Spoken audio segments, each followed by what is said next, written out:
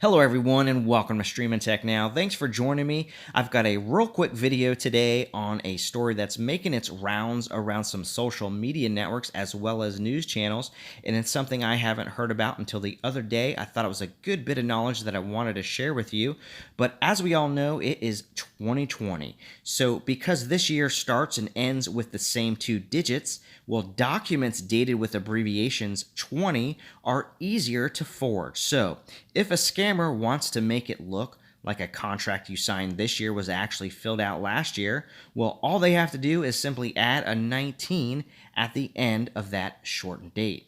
The tactic could be used to trick you or the authorities into thinking that you owe a debt on payments that you haven't agreed to start even sending in yet.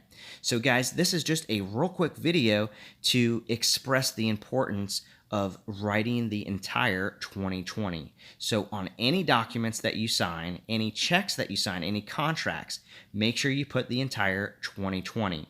Okay? The last thing I want to have happen to you is you get scammed. Guys, this was just a real quick video. I hope this was helpful. Don't forget to hit that thumbs up, subscribe to the channel, and I will see you next time on Streamin' Tech Now.